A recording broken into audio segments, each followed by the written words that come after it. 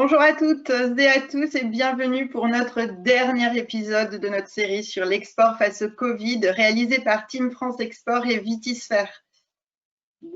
C'est notre 12e épisode déjà et nous nous envolons en Afrique pour découvrir le Kenya, le Cameroun et l'Angola. En premier lieu, j'accueille Santiago Diaz-Ehrenschmidt, chef du service vin, spiritueux, bière et cidre de chez Business France. Bonjour Santiago. Alors, comment avez-vous vécu cette expérience de webinaire? Bonjour Marion, merci beaucoup. Merci pour déjà, oui, je voulais beaucoup remercier Vivien parce que cette série de 12 webinaires est assez exemplaire, je pense. On a réussi à atteindre 4000 inscrits sur l'ensemble de ces webinaires. Donc, ces entreprises, nous les accompagnons, nous les préparons à cette reprise rapide. Et en plus, sur le site donc, de Vitisphère, trouver en disponibilité les replays, quelque chose de très utile, j'espère, pour toute la profession. Je remercie évidemment, comme d'habitude, mais ça sera ma dernière fois, puisque c'est à la fin de la série, nos partenaires qui ont aussi aidé à diffuser, à relayer et à soutenir ces webinaires, donc en particulier les agences régionales de développement, le CNIV, les interprofessions et certains clusters. Et je rappelle enfin la Team France Export est là pour aider aussi les entreprises dans une relation de proximité. Et donc, Team France-export.fr, vous pouvez faire le suivi de situation du marché ainsi que du plan plan de soutien qui dure jusqu'à septembre. On travaille sur une proposition de plan de relance, donc ça sera, j'espère, pour bientôt. Et sur Team France-export.fr, vous pouvez aussi rentrer en proximité, le conseil de proximité, pour vous aider dans toutes ces démarches. Donc, je souhaite à toute la profession, j'espère qu'elle a convaincu de l'importance de reprendre l'export, qui n'a pas été abandonné, mais d'être encore plus volontaire sur ce volet-là. Et j'espère que la liaison se termine bien, que la véraison sera excellente et que la reprise d'activité export sera exceptionnelle. Voilà, merci Marion.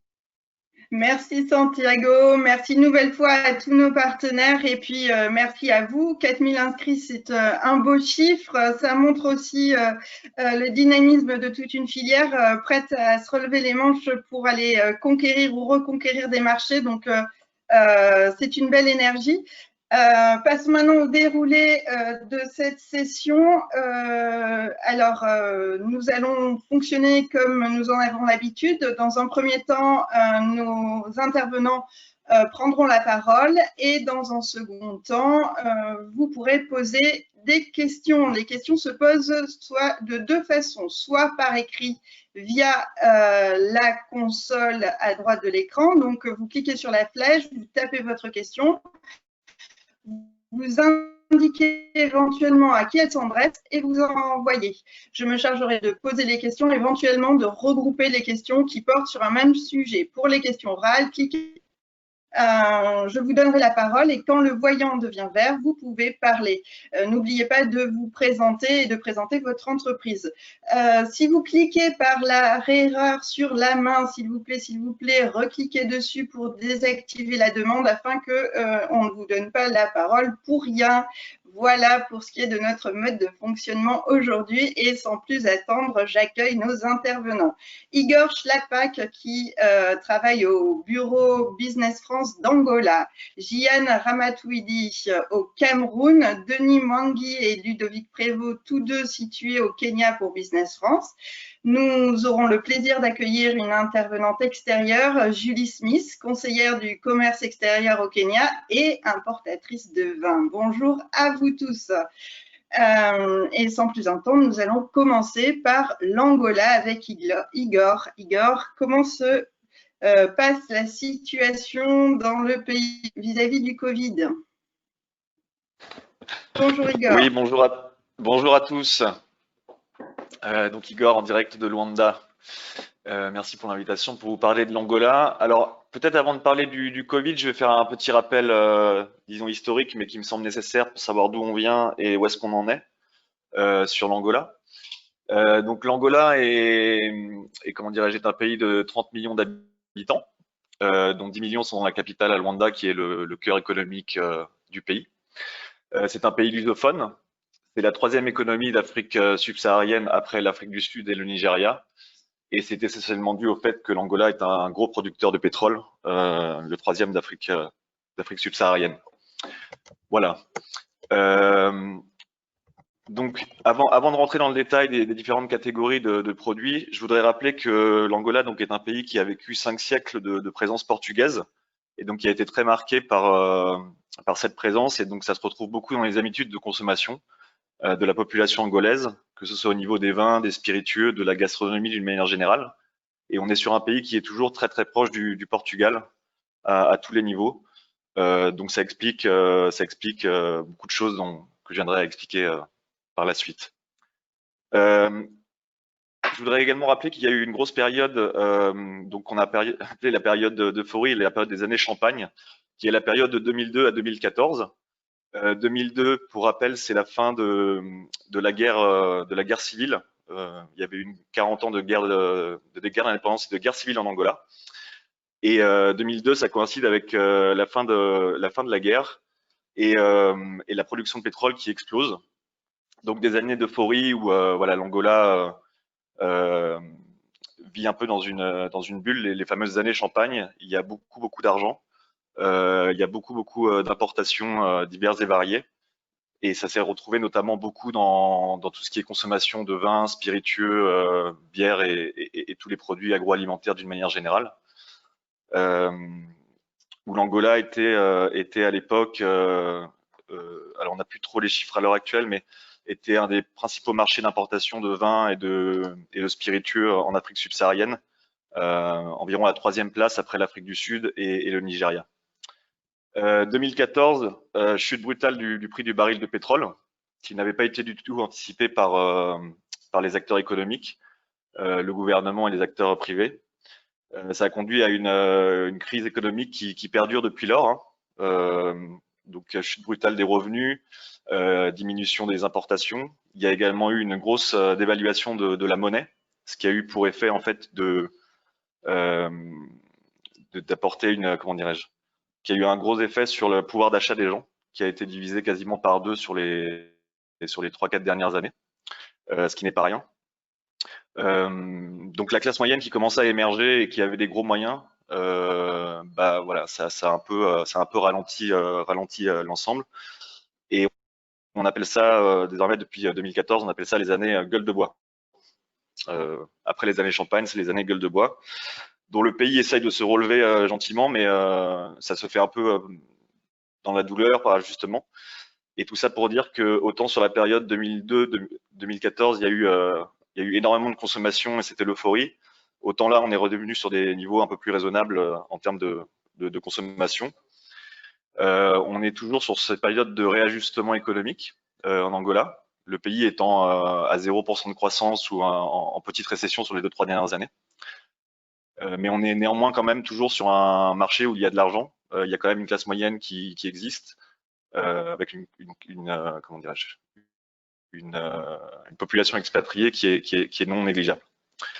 Alors pour ce qui est du marché du vin, c'est ce que j'expliquais, c'est que traditionnellement les Angolais consomment du vin, très majoritairement du vin du Portugal, qu'on va retrouver dans les rayons des supermarchés, dans les restaurants, dans les hôtels. 80-90% de ce qu'on va trouver provient du Portugal. Il y a peu de références françaises sur le marché à l'heure actuelle, mais c'est également valable pour les vins italiens, espagnols, tous les vins étrangers. Ils ont complètement disparu des rayonnages depuis 2014-2015 pour des problèmes d'importation, d'accès à la devise. Et les importateurs-distributeurs locaux se sont recentrés sur vraiment ce qu'ils connaissaient le mieux et la relation qui était la plus simple pour eux, c'est-à-dire celle avec le Portugal.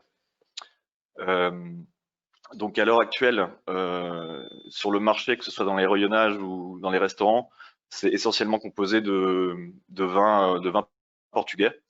À la marge, on va retrouver un peu de vin d'Afrique du Sud et de temps en temps quelques références françaises, espagnoles, italiennes, chiliennes, mais c'est vraiment marginal. Et c'est certainement ce qui constitue des opportunités pour l'offre française. puisqu'en fait, on a donc effectivement une grosse communauté portugaise ici, mais il y a également une communauté française non négligeable et une communauté expatriée qui est également de l'ordre, je dirais, de 30-40 000 personnes, avec un pouvoir d'achat conséquent et qui ont envie de consommer d'autres vins que les vins portugais habituels. Donc il y aurait de la demande pour des vins français moyens, entrée de gamme, haut de gamme, ça très clairement. Et donc là, il y a un travail de conquête ou de reconquête à faire pour revenir en prospection et venir présenter l'offre française. Pour ce qui est de la consommation, les Angolais, les Angolais alors connaissent majoritairement le vin portugais hein, dans les appellations régionales. Pour ce qui est du vin français, ils vont consommer soit de l'étiquette, donc acheter un château, une marque, une appellation, un Bordeaux, un Bourgogne, plutôt dans des vins de haut de gamme, plutôt pour des histoires de prestige. Et sinon, sur le reste des vins, ils aiment des vins plutôt assez tanniques, alcoolisés, plein de soleil, voilà, un peu comme ce qu'on trouve au Portugal, donc des vins plutôt autour de 14%. Donc sur le marché du vin, il y a des choses à faire et il y a un marché à venir chercher. Pour ce qui est des spiritueux, là encore, on était sur une très grosse consommation pendant plusieurs années, qui a beaucoup diminué, mais qui est quand même relativement conséquente. Et depuis 3-4 ans, on voit de la production locale se développer, alors soit sous licence type Gin Gordon's ou de la production locale de production angolaise. Et sinon, on va retrouver des alcools majoritairement bas de gamme, en bouteilles et sachets type whisky, Amarula, enfin ce genre de choses qui sont développées, mais plutôt pour le marché informel. Voilà. Pour ce qui est du marché de la bière majoritairement, alors là, on est sur un marché qui est clairement autosuffisant depuis plusieurs années. Là encore, avant 2014, il y avait pas mal d'importations de bière, notamment du Portugal, de la Sagres, de la Superbox, ce genre de bière. Avec la récession économique et en parallèle le développement énorme de la production locale de bière, on est sur 10 brasseries pour l'ensemble du pays. Il y a clairement suffisamment de production locale pour alimenter le marché. Donc, ce qui signifie qu'en fait, on va retrouver partout la bière angolaise, hein, en tout cas produite en Angola, et à la marge quelques références bien particulières qui sont apportées, type Chimay ou ce genre de bière spéciale, mais qui vont être vraiment marginales dans les rayons et qui sont vendues très cher. Voilà, donc relativement peu consommées. Et pour ce qui est du cidre, on a de la production locale par un ou deux gros acteurs industriels ici qui ont développé leur propre marque de cidre, qui ont du coup créé le marché qui existait assez peu. Ça a été créé il y a 4-5 ans. Ça fonctionne plutôt bien. Mais là encore, peu de place pour de l'importation. Alors, slide suivante. Alors, qu'en est-il de la situation du Covid? Donc, on est sur ce qu'on a retrouvé un peu partout en Afrique hein, depuis 2 mois, c'est-à-dire on était dans un état de lockdown, de confinement, d'état d'urgence depuis 2 mois, avec fermeture des commerces, fermeture des administrations, tout ça réduit à la portion congrue. Alors là, depuis une semaine, on est passé en ce qui s'appelle l'état de calamité publique. Donc en fait, qui revient à un assouplissement généralisé de l'état d'urgence, avec là une réouverture des commerces pendant quasiment toute la journée, réouverture des restaurants pour l'instant uniquement le midi, mais à partir de la semaine prochaine, on pense que ce sera le soir. Tout ça pour dire que le secteur Horeca, d'une manière générale, sur les 2 derniers mois, a été très fortement impacté, et ça s'est évidemment ressenti sur la consommation et les importations. Mais tout ça est temporaire et on peut espérer que d'ici un petit mois environ, on revienne en tout cas en interne à une consommation plus proche de celle qu'elle était il y a 3-4 mois. Voilà. En termes d'importation et de logistique, d'une manière générale, le secteur aérien est fermé. Mais pour tout ce qui est de la voie maritime, importation, ça continue à fonctionner normalement, donc pas de problème particulier à ce niveau-là, quoi, pour les gens qui souhaiteraient exporter. Slide suivante, s'il vous plaît. Alors les canaux de distribution, là encore, ils ont été impactés. Alors je passerai sur le secteur informel qui représente 70% du marché, mais qui ne nous concerne pas parce qu'on ne sait pas les produits que la France cherche à exporter en Angola. Sur le secteur formel, c'est essentiellement à travers la grande distribution. Vous avez des grands supermarchés, des malls ici, avec des chaînes bien installées, des chaînes angolaises. Et vous retrouvez ensuite tout un tas de petites supérettes, épiceries de quartier qui sont aussi des points de vente non négligeables en termes de volume sur le marché. Et ensuite, vous avez tout le secteur HoReCa, donc de la restauration. Et c'est là où on va retrouver les vins et spiritueux français ou européens d'une manière générale. C'est dans ces endroits-là qui sont disponibles à la vente ou qui sont consommés. Pour ce qui est des canaux en développement, un peu comme partout, j'imagine, il y a la livraison à domicile, la vente en ligne qui s'est très très fortement développée, avec des nouveaux moyens de communication, des nouvelles sociétés qui sont rentrées sur le marché. Donc là, peut-être des canaux en développement à travailler sur le futur. S'agissant de la sortie de crise, de la reprise, je viens d'en parler. En fait, ce sera très lié, alors à la fois à la sortie du Covid, mais plus encore à la reprise du secteur pétrolier, qui a fortement impacté l'Angola. Donc dès lors que le prix du pétrole remontera, ça permettra à l'ensemble de l'économie d'avoir plus de marge de manœuvre pour réimporter et pour consommer. Donc on est plutôt sur une sortie en U, un peu progressive, mais qui sera très liée à la reprise à la remontée du cours du pétrole. Comme je vous l'ai dit, l'offre française a disparu un peu des rayons et de la carte des restaurants ces dernières années, pour tout un tas de raisons. Il est temps de revenir. Il y a des choses à faire sur l'entrée de gamme, le moyenne gamme, notamment en supermarché, en supérette, également dans les restaurants. Sachant que dans le restaurant, on trouve quand même à la carte des vins français plutôt haut de gamme, mais il y a un travail à faire plutôt sur l'entrée de gamme, le moyenne gamme. Voilà. Stratégie, concurrence de la France, que font nos concurrents? Écoutez, essentiellement, c'est les Portugais qui sont très très forts et qui ont une vraie stratégie de communication ici, avec le développement des marques, des appellations, ce genre de choses. Derrière viennent ensuite les Sud-Africains. Mais sinon, pour ce qui est des concurrents traditionnels de la France, Espagne, Italie, et dans une moindre mesure Chili, Argentine par exemple, on est plutôt sur des gens qui sont assez peu représentés, qui fonctionnent au coût. Et donc il y a un vrai travail à faire en termes de marque et de développement de l'offre française en Angola. Voilà, j'ai déjà été trop long et donc je cède la parole à mes collègues, mais je suis disponible pour répondre à vos questions. Merci. Merci Igor. Ça va être au tour de Gianne de nous présenter le Cameroun, mais juste avant, je voulais vous faire un petit message d'excuse. Nous avons un petit problème technique et malheureusement, le document de présentation n'est pas téléchargeable. Donc, ne vous inquiétez pas, nous vous le transférerons par mail, mais si ça ne fonctionne pas, c'est normal. Voilà, la parole est à vous, Gianne. Bonjour à tous, donc je suis Gianne du bureau du Cameroun.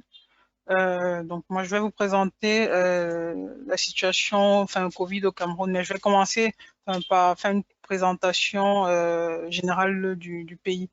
Alors donc de façon générale, le Cameroun c'est à peu près 25 millions d'habitants, avec un PIB par habitant de plus de 1500 $ par habitant. La croissance sur l'année 2019 était de 3,7%, avec des prévisions de croissance pré-Covid sur 2020 qui étaient de l'ordre de 3,9%.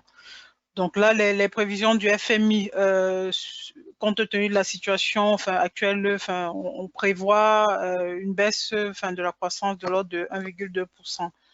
Alors, de façon générale, pour ce qui importe pour les entreprises françaises qui sont déjà exportatrices de vin, et notamment les entreprises bordelaises, vous savez certainement que le Cameroun a été pendant plusieurs années et continue d'ailleurs de l'être le principal importateur de vin de Bordeaux en Afrique, le plus important en volume. Sachez que le marché camerounais, c'est un gros marché d'importation, tant en bouteille qu'en vrac. En vrac, parce qu'on a trois unités d'embouteillage de vin au Cameroun. Et que en termes de consommation, les Camerounais sont plus friands de vin rouge, de vin de Bordeaux principalement. Alors, on remarque depuis quelques années la montée des ventes des vins sud-africains notamment, et des vins californiens qui pour certains consommateurs peuvent des fois s'apparenter au vin de Bordeaux. En général, ils font des comparaisons en termes de goût et même en termes de positionnement par rapport au vin de Bordeaux. Donc, on a de plus en plus la montée en puissance des vins sud-africains plus précisément. De façon générale, les vins français vont se positionner sur le milieu et le haut de gamme. Et avant, on a tout ce qui est vin espagnol, qui est très consommé par la classe populaire, qui va se retrouver dans l'entrée de gamme. Sur les chiffres, c'est vrai qu'au niveau des douanes camerounaises, on a du mal à avoir les chiffres, mais les chiffres qu'on a en notre possession sur 2017-2018, je ne sais pas si c'est encore si ça a été le cas sur 2019, mais les vins espagnols représentent, en termes de volume, les premiers. L'Espagne, c'est en termes de volume, c'est le premier exportateur, tandis que la France va être le premier exportateur en valeur, autant pour moi. Alors, sur le segment des spiritueux, il faut noter qu'il y a une petite production de spiritueux en local, notamment tout ce qui est whisky, crème de liqueur et alcool en sachet. Alors, je ne sais pas si on peut dire production. En général, c'est soit des filiales ou alors des partenaires qui représentent des grands groupes internationaux qui vont soit faire la dernière transformation et faire l'embouteillage de ces liqueurs-là sur place, soit des PME locales qui ont développé des formulations de spiritueux qui sont distribués sur place. Mais de façon générale, les marques internationales sont beaucoup plus appréciées que les produits locaux. Alors rapidement, sur le segment bière et cidre, il y a 3 brasseries sur le marché camerounais et qui approvisionnent assez bien le marché, même si on note quelques importations de marques internationales. Slide suivante.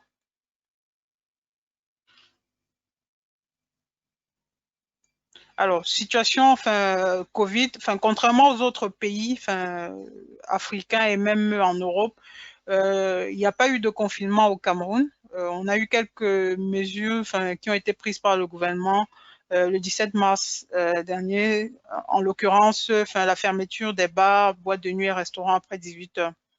Alors cette mesure, elle n'a duré qu'un mois et demi environ et elle a été levée le 30 avril dernier.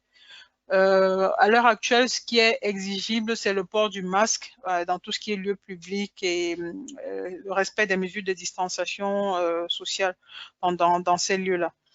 Alors, ce qu'on a quand même relevé pendant la fermeture de tout ce qui est, pour nous, comme on l'appelle ici, monde de la nuit, que les ventes de boissons alcoolisées ont considérablement baissé. Donc, dans la nuit, on remarquait que les rues étaient désertes. Il n'y avait pas de couvre-feu. Mais puisqu'il n'y avait pas il n'y avait pas de bar ouvert et tout le reste, il n'y avait pas de consommation. Donc depuis la reprise, on note une légère reprise des ventes, plus dans sur le segment de la bière, parce que voilà, ça concerne plus la classe populaire. Et tandis que sur la consommation de vin et spiritueux, ça reste encore timide.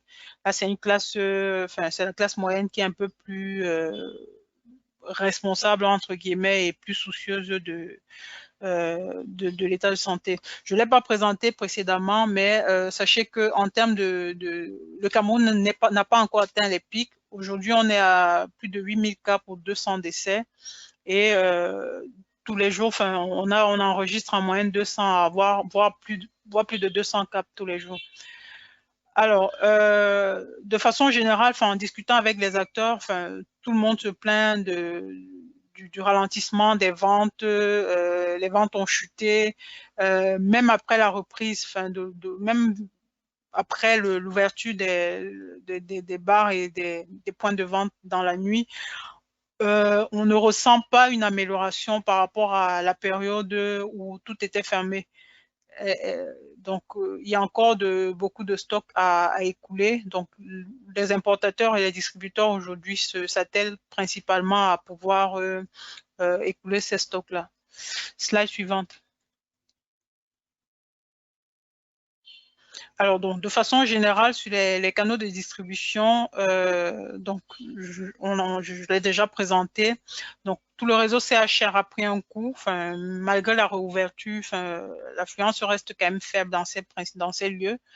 Alors, canaux en développement, comme dans d'autres pays, peut-être pas la vente en ligne, mais on a remarqué les livraisons à domicile qui se faisaient plus sur le segment de la bière et beaucoup moins sur la partie vin et spiritueux. On avait également quelques bars, des bars à cocktails et des restaurants qui proposaient des livraisons à domicile et même des cours pour la réalisation des cocktails via leur page sur les réseaux sociaux. Dernière slide. Alors, de façon générale, pour nous, les projections de reprise.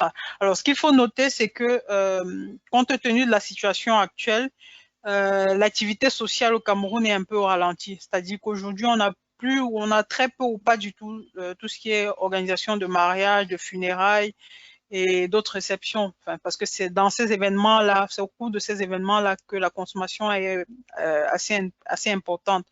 Donc, mais on pense que les Camerounais sont peu à peu en train de reprendre. C'est vrai qu'il y avait une grosse frayeur pendant les mois de mars et avril, mais là on sent que la vie reprend peu à peu son cours et on prévoit l'atteinte du pic d'ici le milieu du mois de juin. Donc, on pourrait penser que d'ici juillet, août, les activités sociales reprendront peu à peu. Et là, on verra la consommation qui va également reprendre. Alors, donc, de façon générale, quelles sont les 12 endettes pour la sortie de la crise? Nous, ce qu'on vous recommande à vous en tant qu'exportateur, c'est d'être un peu plus flexible sur les échanges de paiement. Parce qu'aujourd'hui, les acteurs ont du mal à écouler. Ils ont encore beaucoup de stocks. Donc, ils doivent d'abord s'atteler à écouler les stocks actuels. Ils n'ont pas, les entreprises dans ce secteur-là n'ont pas bénéficié d'avantages ou alors d'accompagnement particulier du gouvernement. Donc, c'est un peu compliqué pour elles déjà de survivre et de proposer, au fil du lot, au fur et à mesure de nouvelles références, peut-être un peu moins cher, ou alors à des prix assez similaires, mais qui pourraient être diversifiés par rapport à ce qu'ils importent déjà. Alors, de façon générale, on vous recommande également de maintenir le lien avec vos partenaires en local et de revoir la façon de communiquer avec ces derniers. Sur la stratégie de la concurrence, aujourd'hui, on ne perçoit pas d'action particulière qui soit mise en place par les exportateurs d'autres pays, en l'occurrence l'Espagne, l'Afrique du Sud ou l'Italie. Donc, difficile de se prononcer sur ce que font les concurrents parce que pour le moment, il n'y a rien qui soit fait en particulier. Je pense avoir largement dépassé le temps qui m'était imparti. Je pourrais répondre à vos questions par la suite. Merci. Merci beaucoup, Jeanne. Et c'est au tour de Denis et Ludovic de nous présenter le Kenya. Quel est le marché et quelle est la situation post-Covid? Merci beaucoup. Bonjour à toutes et à tous. Je vais commencer. Donc, je suis Ludovic Prévost, le directeur du bureau de Business France au Kenya. Je passerai, une fois que j'aurai terminé, la parole à Denis Mwangi, qui est chargé de développement export également au bureau de Business France au Kenya. Et enfin, on aura le témoignage de Julie Smith, qui est à la fois la dirigeante du Décanteur, qui est une entreprise d'importation et de distribution de vins spiritueux au Kenya, et également membre de la section des conseillers du commerce extérieur de la France. Alors, rapidement, en préambule, donner quelques informations sur le Kenya. Le Kenya, c'est la première économie en fait d'Afrique de l'Est et le seul pays à revenu intermédiaire. On est sur un pays anglophone où on a à peu près 51 millions d'habitants. C'est une économie qui est par ailleurs diversifiée, qui, contrairement à des pays comme l'Angola, n'est pas dépendante au pétrole. dans l'économie kenyane, vous allez trouver une grosse partie liée à l'activité des services. L'agriculture tient également un rôle important, puisque c'est à peu près le quart du PIB du pays.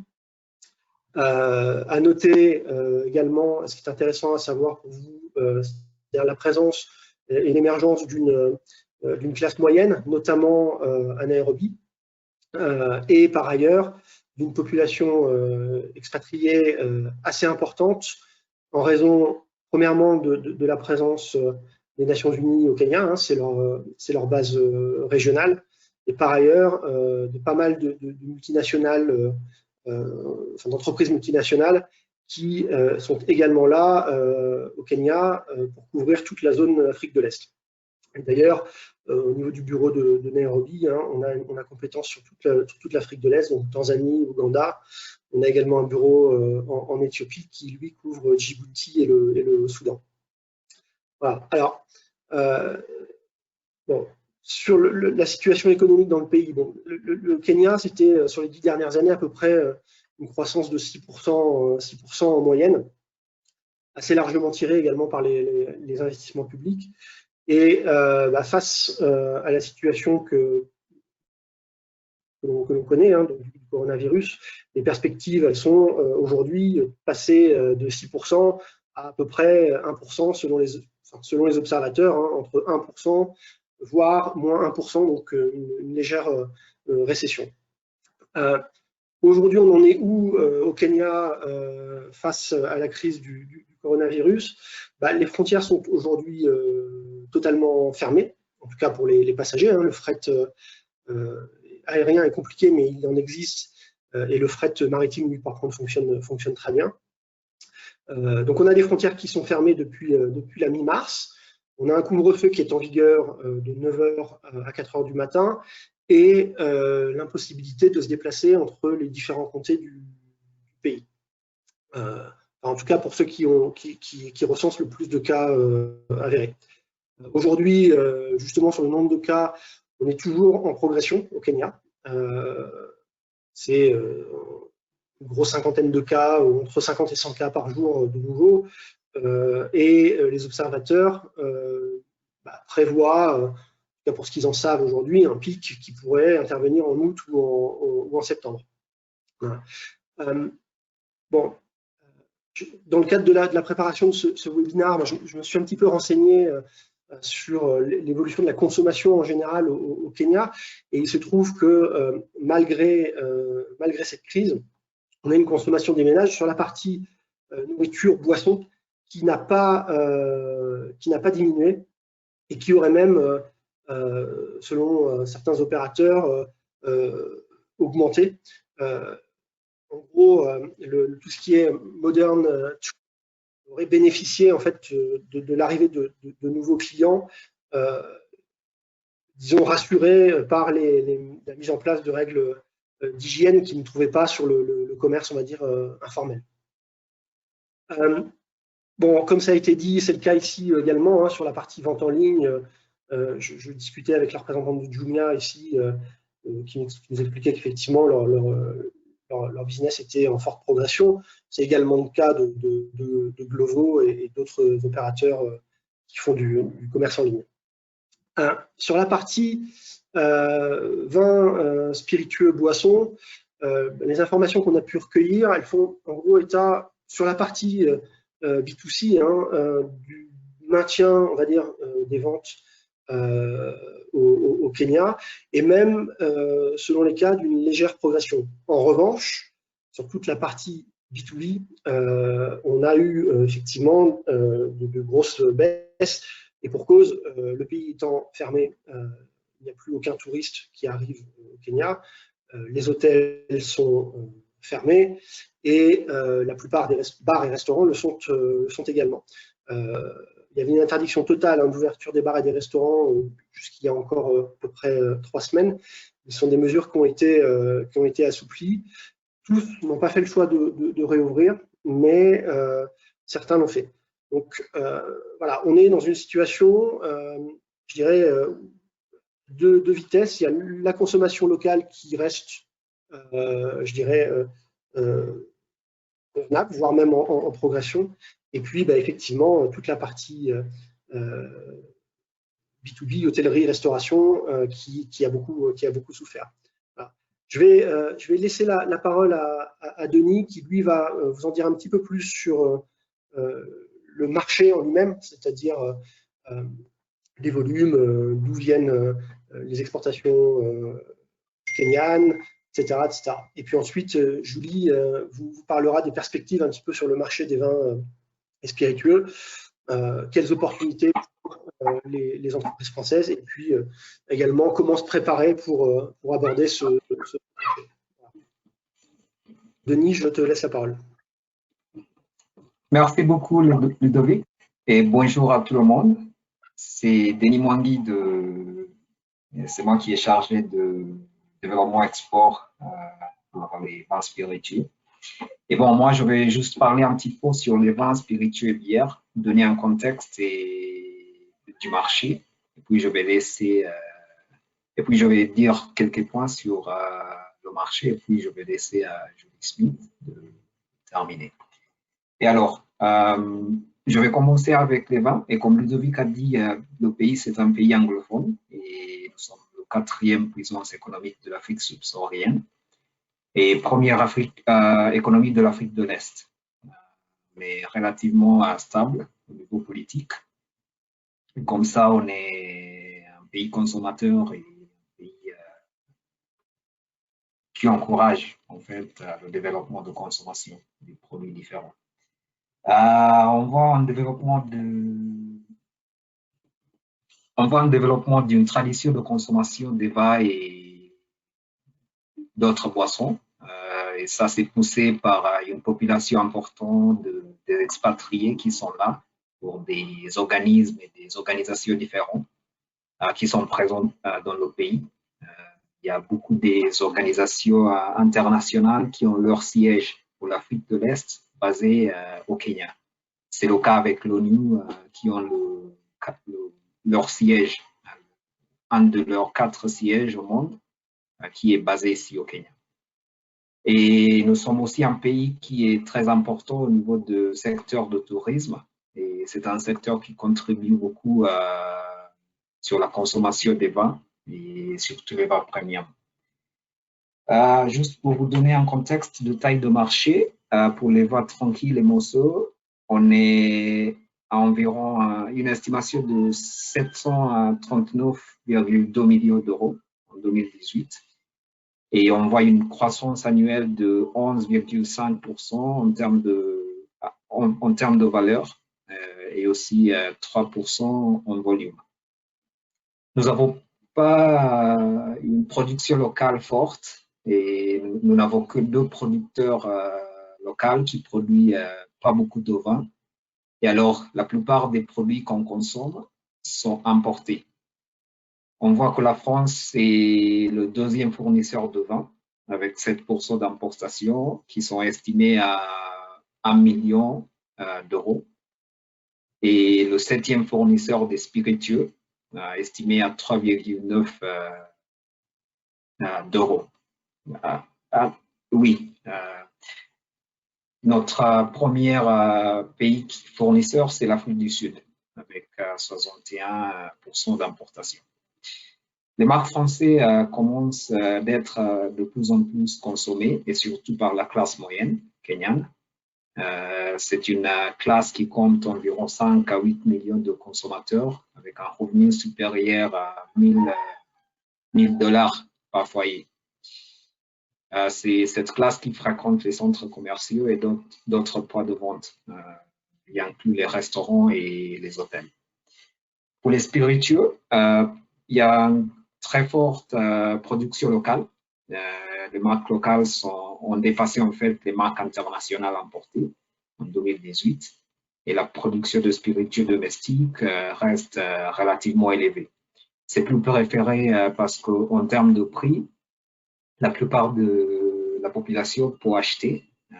C'est un facteur qui continue à pousser la consommation des spiritueux locaux. La taille du marché est estimée à 438 millions d'euros en 2018. Pour les bières, la la catégorie des boissons alcoolisées est le plus consommée, avec un moyen de 12 litres par habitant.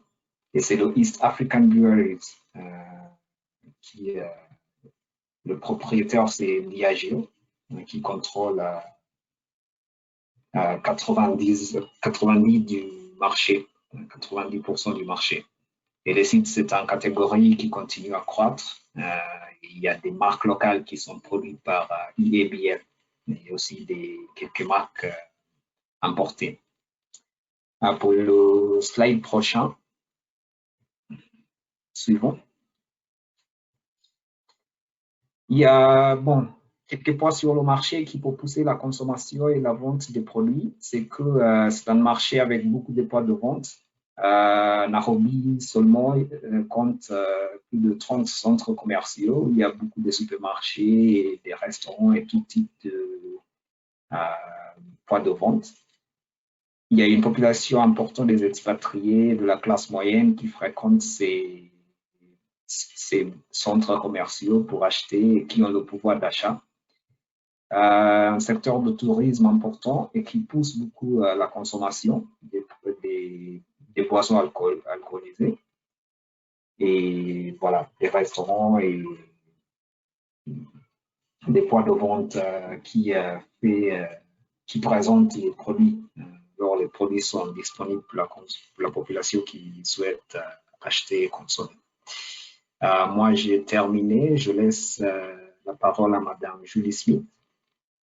Merci. Merci beaucoup, Ludovic. Bienvenue, Julie Smith.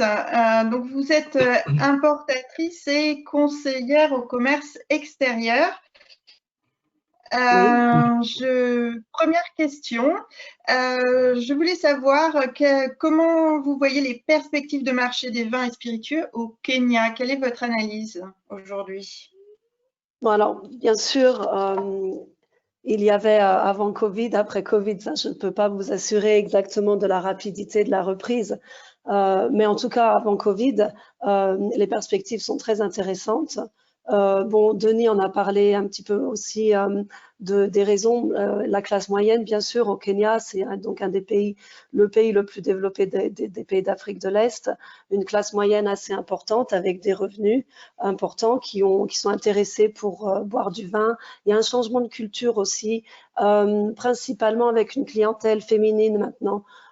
C'est vrai que traditionnellement, les hommes buvaient plus que les femmes au Kenya, mais maintenant, avec une certaine émancipation, les femmes travaillent, elles ont les moyens d'acheter de l'alcool, elles ont envie de sortir, de boire, donc elles font maintenant clairement partie d'une clientèle qui a envie de s'exprimer un peu et avec des préférences sur des vins peut-être un peu plus sucrés, des choses un peu plus fruitées et beaucoup de sparkling wine, les vins effervescents aussi.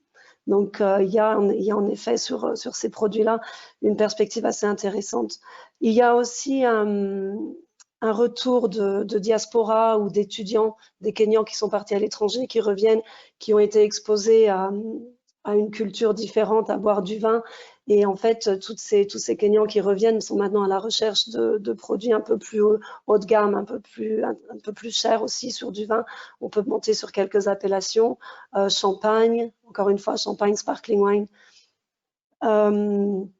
Et puis, il y a aussi, bien sûr, la représentation sociale qui va avec la consommation de vin.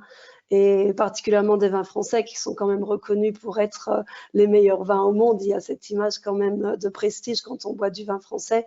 Et ça change. Et c'est vrai que maintenant, dans les restaurants, tous les restaurants ont envie d'avoir une section dans leur menu avec des vins français.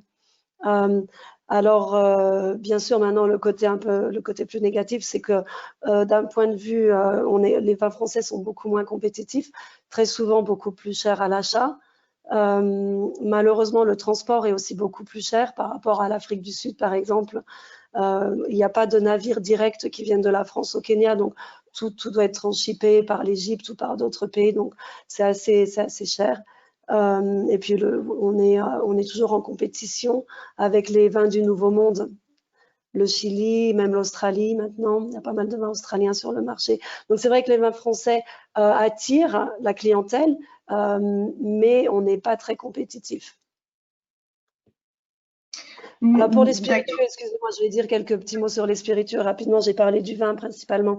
La perspective est aussi très intéressante puisque le Kenya étant un pays anglo-saxon, traditionnellement, enfin ancienne colonie anglaise, le whisky était un des spiritueux le plus consommé ici, mais maintenant ça change aussi beaucoup. Bien sûr, il y a la mode du gin, hein, comme pas qu'au Kenya, c'est dans le monde entier. Donc énormément de variétés de gin. Il y a des jeans français très intéressants. Et puis aussi, encore une fois, en parlant un peu de prestige, la France est quand même très reconnue pour des spiritueux un peu haut de gamme, le cognac, l'armagnac, des mares de certaines régions. Donc, et maintenant, le whisky commence à réduire un peu pour laisser la place à d'autres spiritueux. Et ce tableau étant posé, quelles sont les opportunités pour les entreprises françaises? Quels sont les produits qui sont par couleur, par appellation, au-delà des sparkling? On reste sur une clientèle qui n'est pas très connaisseuse, qui connaît pas les appellations. Donc, ce qui marche bien, le plus grand potentiel, ça serait quand même pour des IGP. Si on veut vraiment parler de volume, on va pas partir sur des grands crus. Je pense que de bons IGP, de bons Bordeaux entrée de gamme ont un potentiel énorme. Après, c'est vrai que tout ce qui est grand cru ou toutes les appellations, les gens connaissent pas forcément. Moi, personnellement, j'ai une cave un peu plus spécialisée. Je fais beaucoup de training, beaucoup de dégustation. En ce moment, on en fait beaucoup en online aussi, puisqu'on doit s'accommoder des circonstances. Mais il faut beaucoup travailler. Il faut faire comprendre aux gens pourquoi ils doivent payer un peu plus, quelle est la différence entre un premier cru, un grand cru classé. Enfin, comme vous savez comme moi que les appellations françaises sont très organisées, pas toujours facile à comprendre pour les novices. Donc, des IGP, des vins fruités, j'ai mentionné la clientèle féminine qui recherche des choses un peu plus subtiles. Vous me parliez de couleurs entre vin blanc et vin rouge, c'est très difficile à dire, je pense que c'est vraiment 50-50. Pour venir sur tout ce qui est effervescent, le champagne, encore une fois, pourquoi payer plus cher? Les gens appellent un sparkling wine un champagne. Donc là aussi, j'essaye de faire beaucoup d'éducation, d'expliquer pourquoi un champagne ne provient que de champagne. Donc on commence vraiment à la base, mais il y a un intérêt, c'est clair. Et je pense que avec les années, on va pouvoir monter en gamme, monter en prix et importer de plus en plus de vins un petit peu plus premium. Et les rosés? Alors, ça change. Ça fait à peu près 6 ans maintenant que j'importe du vin. J'ai été très surprise. Au début, c'était très difficile de vendre du rosé, alors qu'on a le climat, une vie sociale en extérieur, et je pensais que le rosé pourrait très bien marcher. C'était très dur au début, et je vois que maintenant les gens commencent à apprécier. Je pense qu'il y a eu une mauvaise image des rosés. Le peu de rosé qui était importé au Kenya était probablement de mauvaise qualité. Ça a un peu détruit l'image du rosé. Maintenant, moi j'ai moi-même des rosés de Provence de très bonne qualité. Et encore une fois, c'est une question d'éducation. Il faut changer un peu l'état d'esprit et pouvoir montrer. Mais ça reste quand même minimum. Et en matière de circuit de distribution, notamment le online, ça évolue comment, l'e-commerce? Alors, ça évolue très bien. Moi, je pense que on en a parlé brièvement. Après, je ne sais plus si c'est Denis qui l'a mentionné. Il a parlé en ce moment. Ça marche très bien vu les circonstances. Malheureusement, moi, je pense pas suffisamment pour compenser les ventes sur tout ce qui était le on-trade auparavant. Mais effectivement, le Kenya, en plus, c'est un des seuls pays qui a ce système qui s'appelle M-Pesa. Donc, les gens peuvent très facilement commander, être livrés, et c'est un paiement par téléphone. Et c'est vrai que ça aide beaucoup à pouvoir utiliser ce système de vente à domicile, de livraison à domicile. Et donc, conjuguer cette nécessité d'apporter de la pédagogie, de l'information aux consommateurs pour qu'ils comprennent le produit et la possibilité d'achat en ligne, c'est peut-être une stratégie intéressante à développer. Oui, et en fait, on s'est retrouvé un peu à devoir développer ça récemment, vu les contraintes. Moi, personnellement, j'ai plusieurs dégustations, comme j'ai mentionné, en ligne. On livre les bouteilles, les gens sont avec nous, on fait des dégustations. Et les gens, en ce moment, ont le temps, ils sont à la maison, ils ont le temps d'apprendre, l'envie d'apprendre. Et c'est quelque chose qui, à long terme, va pouvoir rester. Mais même sans, même quand tout sera rouvert, il y a aussi un gros effort de la part des restaurants au Kenya pour organiser des événements. Je pense qu'ils se rendent compte qu'il y a une demande sur ce genre d'événements, des food and wine pairing. Donc moi, j'en fais très souvent avec des restaurants partenaires et ils le font avec d'autres importateurs, bien sûr. Il y a un repas avec un vin français et la clientèle est assez intéressée par ce genre d'événement puisqu'elle a envie d'apprendre, de connaître et c'est ce qui nous aide après à pouvoir les faire monter en gamme aussi. Autre question, quel conseil vous donneriez à une entreprise qui veut se lancer sur le marché kényan? Comment on se prépare pour exporter au Kenya? Alors, il y a beaucoup de contraintes, c'est assez difficile. C'est aussi une des raisons pour lesquelles on a du mal à importer, par exemple, de plus petites quantités sur des vins plutôt haut de gamme, parce qu'il y a des contraintes d'étiquetage. Donc, bon, alors, il y a une organisation au Kenya qui s'appelle KEBS, le Kenya Bureau of Standards. Et puis, tout ce qui est importé au Kenya doit tomber dans les normes KEBS. Donc, il nous faut énormément d'analyses. Je pourrais éventuellement envoyer ça en détail à des personnes intéressées pour savoir toutes les normes et quelles analyses il faut donner. Il y a aussi des analyses sur les métaux lourds. Donc, ça, c'est des analyses qui sont assez chères. Donc, si on veut importer 150 bouteilles d'un très, très grand cru, c'est assez difficile de le faire à cause de ces analyses.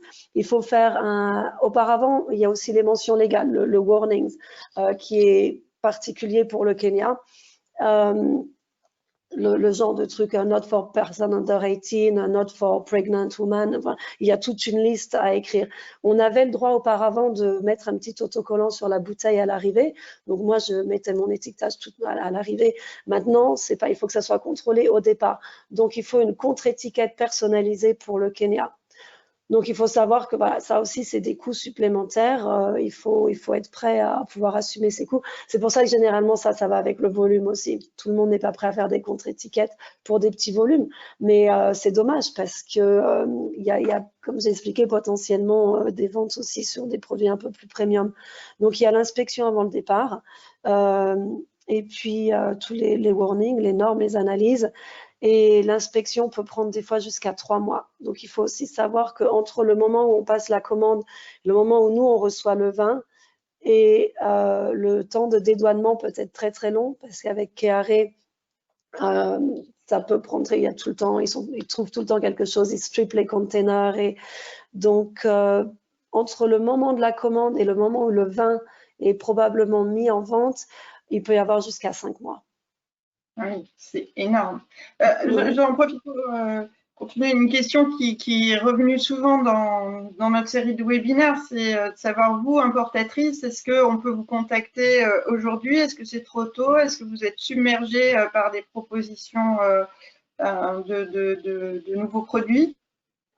Alors, bon, je suis toujours intéressée, pourquoi pas, mais c'est vrai que je suis très sollicitée. Je suis pas la seule importatrice de vin français, mais je suis française en plus, donc c'est vrai que ça aide. J'ai un peu plus de 80 références sur le vin seulement. Après, j'ai beaucoup de spiritueux aussi, de liqueurs, de sirop. Mais je veux pas non plus trop me disperser, puisqu'après, on est en compétition avec soi-même quelque part. Donc, je suis prête personnellement à découvrir et discuter, en tout cas, et donner des conseils. Je peux continuer à conseiller. Et pourquoi pas orienter vers d'autres importateurs qui pourraient être intéressés aussi. Mais je ne suis pas du tout fermée à de nouvelles opportunités et de nouveaux partenaires. D'accord. Vous avez décrit un marché de néophytes, globalement. Est-ce que des labels comme le bio sont valorisants? Alors récemment, oui. C'est quelque chose, grâce à, vous parliez tout à l'heure de marché en ligne, il y a Greenspoon. Greenspoon Kenya, c'est un supermarché en ligne qui principalement a des producteurs locaux pour les légumes, qui essayent de faire vraiment du local, de la qualité, sustainable. Et donc pour les vins, Green Spoon Kenya est intéressant pour mettre en vente des vins bio. Bien, merci beaucoup pour cette première prise de parole. On va passer à la partie questions. Merci. Alors, j'ai une première question pour l'Angola de Noah Tesfe. Vous nous demandez quelles sont les mesures de paiement mises en place pour accélérer les rouages de l'ouverture de LC et l'accès à la devise étrangère pour les importateurs. Il y a plusieurs questions relatives aux devises d'ailleurs. Est-ce que des mesures de flexibilité du fournisseur, acheminement en avance de la marchandise, envoi à crédit, etc., sont mises en place? Ceci afin de ne pas créer de vide en absence par à-coup ou des produits sur le marché local. C'est une question extrêmement précise. Je me tourne vers vous. Igor, est-ce que vous pouvez nous apporter des éléments de réponse? Igor, bonjour. Oui, vous êtes oui, je suis là. Je suis là. Ouais. Donc la question porte sur le. Alors, déjà pour ce qui concerne la devise, il y a eu un gros problème d'accès à la devise, donc euro-dollar dans le système bancaire angolais entre 2016 et la moitié de 2019, je dirais, avec des importateurs angolais qui avaient, si vous voulez, la contre-valeur en kwanza, la monnaie locale, mais il n'y avait pas assez d'euros et de dollars sur le marché bancaire pour leur permettre d'honorer les commandes à l'étranger. Et donc, suite à ça, le gouvernement a mis en place, en fait, à travers la Banque nationale, l'obligation de passer par des lettres de crédit. Et généralement, des lettres de crédit à 90 jours, ce qui avait notamment pour conséquence de ralentir un peu la sortie de devises du pays. La situation s'est quand même bien améliorée les derniers mois, donc il y a un peu plus de devises sur le secteur bancaire, ce qui permettrait notamment de faire. Alors, ça se fait rarement en cas de premier contrat, mais d'acompte ou de paiement à la commande, c'est des choses qui peuvent se pratiquer une fois que vous avez fait une première commande avec le client. Sinon, on est plutôt sur quand même toujours sur de la lettre de crédit. C'est ce qui sera favorisé par les importateurs-distributeurs d'une manière générale. Alors, je ne sais pas si ça répond complètement à la question, mais la réponse, c'est de dire il y a un peu plus de devises disponibles sur le marché bancaire, donc les importateurs-distributeurs sont moins contraints par cette chose, mais néanmoins, dans la pratique, on passe plutôt par des lettres de crédit à 60-90 jours. Voilà. D'accord. Donc, n'hésitez pas à poser d'autres questions sur cette thématique si vous voulez d'autres précisions. Je passe à une question. Est-ce que vous pouvez revenir sur la notion de marché informel, hein? Quel type d'entreprise constitue ce marché? Demande Franck Griffoul. Alors, je vais peut-être répondre pour l'Angola. Donc, ce que l'on appelle le marché formel, c'est tout le réseau formel d'épiceries de grande et moyenne surface et tout ce qui est le secteur HoReCa, donc hôtellerie, restauration, catering. Ça, c'est ce qu'on appelle vraiment le formel. L'informel, ça va être plutôt tout ce qui est petites, minuscules épiceries de commerce ou la vente de manière ambulante qu'on va plutôt retrouver dans les quartiers. Qu'on appelle ici les moussecs, donc pour appeler des sortes de bidonvilles ou des quartiers enfin relativement pauvres, disons. Et ça, c'est toute la partie informelle. Sur le marché informel ici, tout se consomme sur le marché informel, mais évidemment, ça va plutôt être des alcools plutôt de moyenne gamme, bas de gamme, et notamment tout ce qui est alcool en sachet qu'on retrouve là depuis 2-3 ans. Donc c'est des whisky ou des liqueurs qui sont en sachet de petit format, qui sont très peu chers à acheter, donc que les gens achètent et diluent avec de la bière ou d'autres choses. Disons que ce que les Français vont chercher à exporter, que ce soit en vin ou en spiritueux, on va jamais ou rarement le retrouver sur le marché informel. On va le retrouver dans le marché formel, donc qui est épicerie des centres-villes, grande et moyenne surface et secteur HoReCa. Voilà. Je pense qu'on retrouve plus ou moins la même chose sur l'ensemble des marchés africains. Après, la place du secteur formel, informel, la pondération, disons, peut varier, mais c'est un schéma qu'on retrouve à peu près partout, je pense, en Afrique. Une question de Fabrice Moll qui s'interroge sur la prédominance de Castel parmi les players français sur les 3 marchés. Il se demande s'il y a d'autres acheteurs et est-ce que il y a une place pour des entreprises de taille plus inférieure. Alors, on va peut-être commencer avec le Cameroun. Jian, qu'est-ce que vous en pensez? Alors sur le Cameroun, c'est vrai qu'il y a Castel qui est présent notamment, principalement dans le secteur brassicole avec une brasserie en local et qui historiquement avait une activité en propre de distribution, d'importation et de distribution de vin avec des boutiques franchisées.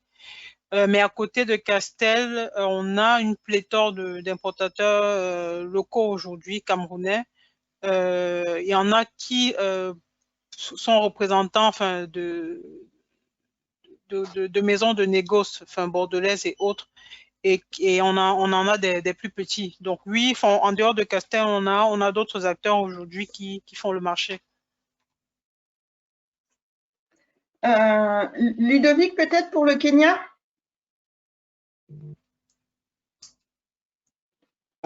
Sur le Kenya, le nombre, j'ai pas le nombre exact d'importateurs qui sont actifs sur le pays. Peut-être que Julie aura une idée plus précise, mais ils sont extrêmement nombreux. Donc, il y a le choix en fonction du type de produit qu'on parle, voilà, je dirais du système de distribution. Donc, non, il y a vraiment du choix au Kenya. Peut-être on est plus d'une cinquantaine au Kenya. Compléter?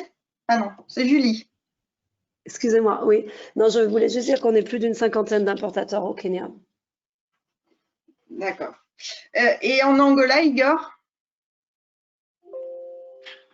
Alors en Angola, je dirais que le secteur est plus ramassé. Il doit y avoir une quinzaine d'importateurs distributeurs sérieux, majoritairement vins et spiritueux. Historiquement, le groupe Castel, donc, qui est l'acteur dominant du marché en termes de production de bière, avait aussi une activité d'importation-distribution de vins, et notamment de ses propres vins au sein du groupe. Mais c'est une activité qui est pour l'instant mise un peu en sommeil. Voilà. Et qui de toute manière, à ma connaissance, n'est pas prêt à représenter d'autres marques que leur propre marque. Voilà. Donc ensuite, il faudrait plutôt aller voir du côté de la quinzaine d'importateurs-distributeurs hors Castel, disons. Autre question de Fabrice Moll, il s'interroge sur les contraintes réglementaires à l'importation. Donc, on a vu avec Julie au Kenya, peut-être revenir sur le Cameroun avec Ludovic ou Denis qui veut prendre la parole sur cette question des contraintes réglementaires. Alors, pour le Cameroun, ce sera plutôt Jian. Pardon, Jian. Alors, oui. Alors, donc pour le Cameroun, depuis 3 ans déjà, il y a des contrôles, des vérifications qui sont faites avant l'embarquement, c'est-à-dire en France, et qui sont obligatoires, systématiquement obligatoires. En plus, et qui alourdissent en fait le coût au final pour l'importateur et même pour l'exportateur de vin. Déjà que les taxes et les droits d'assises sont assez élevés au Cameroun. En plus, il y a une vignette qui est systématiquement apposée sur toutes les bouteilles à l'entrée au Cameroun. Donc, la vignette est achetée par l'importateur auprès des services des impôts ici, et chaque bouteille doit avoir une vignette, on doit poser une vignette sur chaque bouteille avant la mise sur le marché. Et en Angola, Igor? Oui, pardon. Non, il y a assez peu d'obligations. C'est juste l'étiquetage qui doit être en portugais. Donc ça consiste à mettre une contre-étiquette sur la bouteille. Dans la pratique, c'est assez peu contrôlé. Les gens le font, mais ça arrive de trouver des bouteilles qui sont directement des bouteilles françaises qui arrivent voilà, avec l'étiquette en français et ça passe. Au-delà de ça, il y a les droits de douane à 30%. Et il y a depuis maintenant une petite année l'introduction de la TVA. Donc il n'y avait pas de TVA jusqu'à présent. Donc depuis un an, il y a la TVA qui est 14% sur l'ensemble des produits, dont les vins et spiritueux. Bien, merci. Je pense qu'on a fait le tour des questions. Si vous en avez encore, n'hésitez pas à les poser. Les experts de Business France pourront vous répondre par mail par la suite. Donc, vous avez encore quelques petites minutes si vous avez envie d'une précision. Je vous remercie pour votre attention aujourd'hui et je remercie les intervenants pour toutes les informations que vous nous avez transmises. J'espère que toutes ces informations vous auront aidé à trouver des idées pour gérer votre sortie de crise. Après nous être quittés, vous pourrez remplir un petit questionnaire de satisfaction. Merci de le remplir. Ça nous aide à nous améliorer et à savoir si vous avez eu toutes les informations que vous vouliez. Voilà, c'est le moment de nous séparer. Au nom de Vitisphère et de la Team France Export, je vous souhaite une bonne reprise à l'export. Armez-vous d'optimisme, de ténacité. Les prochains mois ne seront pas de tout repos, mais vous l'avez compris dans nos webinaires, les opportunités existent. N'hésitez pas à vous faire accompagner et à être créatif.